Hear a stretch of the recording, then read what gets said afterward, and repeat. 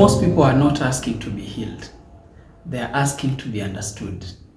They want someone to say, that makes sense. Given what you've been through, I get why you're like this. And to be clear, being understood matters. But here's the most uncomfortable truth we rarely talk about. Being understood can feel like healing without actually changing anything. So today, we are going to talk about the difference between being understood and being healed, and why real healing often begins after understanding ends. My name is Frank, and this is Healing Without Labels. When someone understands us, something important happens in the nervous system. We relax, we feel seen, we feel less alone. For many people, especially those who grew up unheard or misunderstood, this is the first time their inner world has been reflected accurately. And that matters. Understanding reduces shame, it softens self-attack, it creates emotional safety.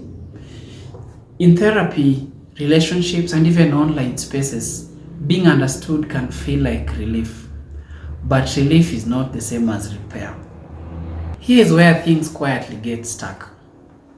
Someone learns why they avoid conflict, why they shut down emotionally, why they repeat the same patterns, and they stop there.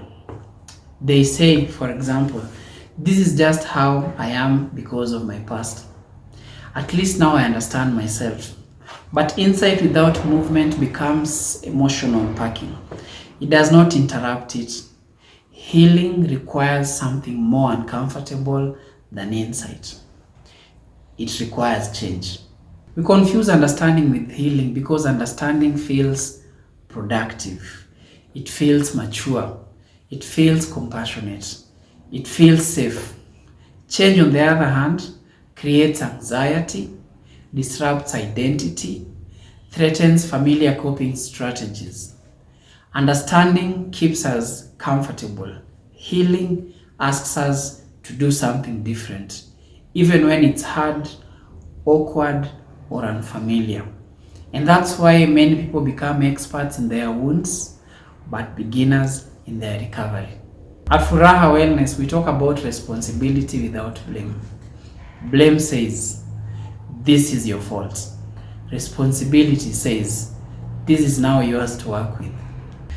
You can acknowledge the impact of your past without outsourcing your future to it.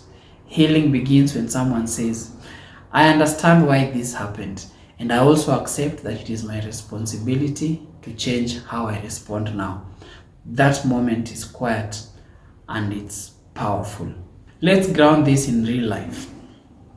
In relationships, understanding why you struggle with trust doesn't automatically make you trustworthy or emotionally available. Knowing your childhood wounds doesn't stop you from repeating them. Consistent effort does. In work and leadership, self-awareness does not replace skill building, boundaries, or accountability. Understanding opens the door. Healing walks through it. Healing without labels doesn't mean ignoring context. It means refusing to let explanation become your identity. You are not your coping strategy. You are not your past response. You are not your emotional pattern. Labels can describe experiences, but healing is about capacity. What can you tolerate now? What can you do differently now? What responsibilities are you ready to hold? Healing looks less like talking and more like practicing. It looks like setting boundaries you once avoided, staying present in discomfort, choosing response over reaction, repeating new behaviors before they feel natural. Healing is not dramatic. It's repetitive, it's often boring, and it's deeply transformative.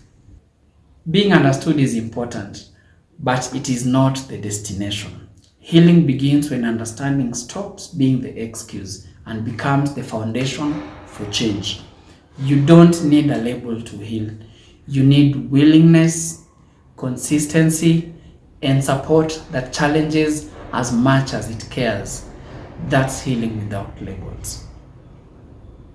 If this conversation resonated with you, follow Healing Without Labels by Furaha Wellness for grounded, honest conversations about growth, responsibility, and emotional well-being.